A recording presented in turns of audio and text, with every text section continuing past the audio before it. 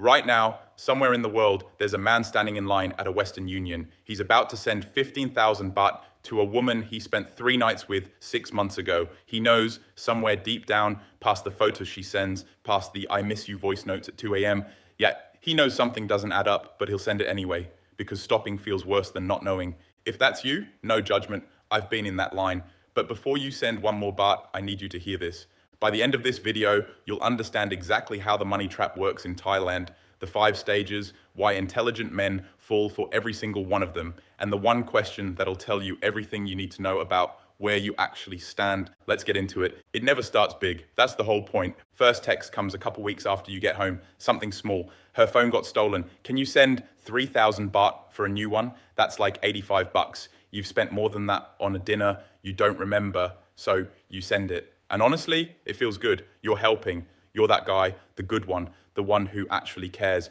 2 weeks later, her mum's sick, needs medicine, 5,000 baht. A month after that, her motorbike broke down, 4,000 baht. Then her room's flooding. The landlord wants a deposit. Her friend had an accident. Her kid needs school supplies. Individually, every single one of these makes sense, and that's the genius of it. No single request is big enough to say no to without feeling like a bad person. It's not one scam, it's 100 small asks that each sound reasonable. But pull back and look at it over 6 months, and you've sent 40,000, 50,000, 60,000 baht without ever making a conscious decision to do it. A guy on a Thai expat forum put it perfectly. He said, "She never asked for a lot, that's why I never noticed how much I'd given." That's stage 1, the drip. And by the time you notice the bucket's full, you're already in stage 2. This is the big one. This is where the real money starts flowing in. She tells you she wants to quit the bar, she's tired of the life, she wants something better. And she pauses and she says, "But I can't stop working unless I have something else."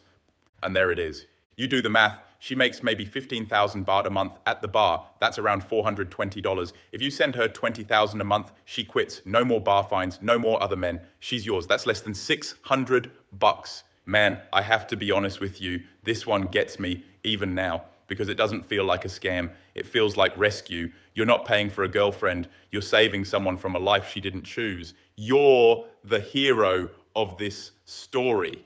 And that's exactly why it's the most effective play in Thailand. Here's what actually happens in a lot of cases. She quits the bar you met her at. She either starts at a different one across town, picks up freelance work on the side, or she does actually stop working. But now she's got 2 or 3 other guys sending her the same 15,000 to 20,000 a month. Each one thinks he's the only one. Each one thinks he rescued her. One expat who'd been in Pattaya for over a decade told a story on Reddit about his brother back in Australia, sending 10,500 baht every week, every single week for years. The wife started making excuses not to visit. Passport expired, she said. Had to volunteer at a temple for a week with no phone. His sister finally got on Reddit asking if any of it was true. The answers weren't kind. I'm not saying every woman who asks you to support her is running a game. Some of them genuinely want out, and some of these arrangements actually work. But here's the test that most guys fail. If she can't show you what changed, if her life looks exactly the same 6 months after you started sending money, then you're not funding a new beginning. You're funding the status quo. Now, this one's tricky because it's real. In Thai culture, children, especially daughters, are genuinely expected to support their parents financially. That's not a scam. That's how it works. A woman sending money back to her family in Isan is doing exactly what Thai society says she should do. So when she tells you her mum needs help with the rice farm or her younger brother needs school fees, that might be completely true. The problem starts when you become the one funding that obligation. Because here's what nobody explains to you. You're not dating a woman in Thailand. You're potentially acquiring a family payroll. Her parents, her siblings, her niece who needs a school uniform, her cousin's medical bill, the neighbor's kid. Okay, that's where I draw the line. But I've heard stories that go further than that. A post on a Thailand forum with over 200 upvotes laid out how this system actually works. Families often know what their daughter does for a living. They don't ask questions. There's an unspoken agreement. You take care of us, we don't ask how. One commenter called it a cultural balance built on pragmatism and silence, and when a foreigner enters the picture, that agreement expands to include you. The typical ask starts at 5,000 to 10,000 baht for family help. Then it becomes monthly. then the amounts creep up. I've heard of guys sending 30,000 baht a month and still getting emergency requests on top of that. Again, supporting family isn't a scam, but there's a difference between a woman being honest about her obligations and someone positioning you as the family ATM. If you're sending money and she can't tell you specifically where it's going, that's a flag. This one's clever because it stops looking like support and starts looking like a smart financial move. She's got a dream. She wants to open a little food cart or a nail salon or buy gold to resell. She's got the plan. She's got the location. She just needs 50,000 to 100,000 baht to get started, maybe more. And you think, this is perfect. This isn't sending money. This is investing. She'll have income. She won't need your money anymore. It pays for itself, except it almost never does. That Australian guy I mentioned, his brother sent money for lotto ticket selling, clothes at the market, multiple business setups over years. Every one of them fizzled, and every time the explanation made sense, the location was bad, the timing was wrong, the competition moved in. I'm not saying Thai women can't run businesses. Plenty of them run incredibly successful ones. But if the business pitch comes from someone you're already financially supporting and the ask escalates every time the last venture fails, you need to see the pattern. The investment trap works because it shifts the frame. You go from, I'm sending my girlfriend money to, I'm investing in a business. It sounds better, it feels smarter, but the money's still flowing in one direction. And if the business never materializes or it folds in 3 months, the question is simple. What happened to the 80,000 baht? If you can't get a clear answer to that, it wasn't an investment. It was a gift with better marketing. If you've made it through stages 1 through 4 without pulling back, congratulations. You've been pre-qualified for the final ask. Sinsot, the dowry, land, a house. These are the big ticket items. We're talking 100,000 to 300,000 baht for Sinsot, sometimes much more, plus 500,000 to 2 million for property. In total, some men end up committing tens of thousands of dollars.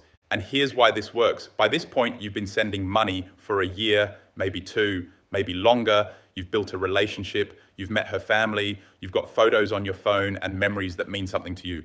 And she says, let's make this official. The Sinsot gets presented as tradition. And to be fair, it is tradition.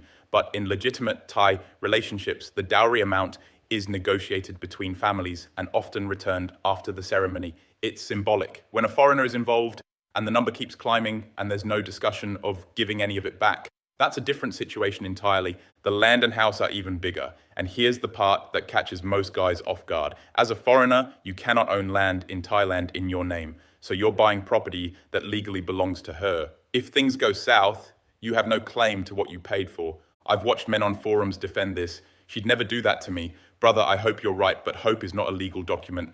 Now here's the part nobody wants to hear. And I don't say this to be cruel. I say it because somebody has to. This isn't about intelligence. Doctors, lawyers, engineers, retired military, I've seen them all in this exact situation. The money trap doesn't target stupid people, it targets lonely ones. Think about it. You come to Thailand, maybe you're divorced, maybe you've been alone for a while, and suddenly a woman is giving you attention that you haven't had in years, maybe decades. She laughs at your jokes, she holds your hand in public, she makes you feel like you matter. 3 nights of that rewires something in your brain. Literally, the physical intimacy creates an oxytocin bond that doesn't care about logic. Your body is telling you this is real, even when your mind has questions. Then you go home and the apartment's quiet again and she texts you goodnight. And that 15,000 baht a month isn't really about her. It's about keeping that feeling alive. It's the cheapest antidepressant you've ever found. The sunk cost kicks in too. After you've sent 200,000 baht, stopping feels like admitting you were wrong about all of it, that every moment was a transaction. Nobody wants to believe that. So you send more, not because the evidence supports it, but because the alternative is too painful. And the most powerful one, the hero narrative. I'm not just some guy sending money, I'm helping her build a better life. That story is addictive. It gives your money meaning. It gives your loneliness purpose. Every guy thinks his situation is different. That's what makes this so effective. Look, I'm not here to tell you to stop sending money. You're a grown man, your money, your choices. I respect that. But I need you to ask yourself one question, and I need you to answer it honestly. If you stopped sending money tomorrow completely, no warning, just stopped, would she still be in your life in 30 days? Not, would she be upset? Of course she'd be upset. Would she still be there? Would she still call, still text, still make plans to see you? If the answer is yes, genuinely yes, then maybe you've got something real. Protect it. If the answer makes your stomach drop, if you already know, then brother, that's not a relationship. that's a subscription. And the moment you can't pay, it gets cancelled. I'm not trying to take something away from you. I'm trying to make sure you see it clearly. Because the truth is, real love doesn't have a monthly transfer fee. Real love doesn't stop when Western Union closes. And real love doesn't need you to be the hero. It just needs you to show up.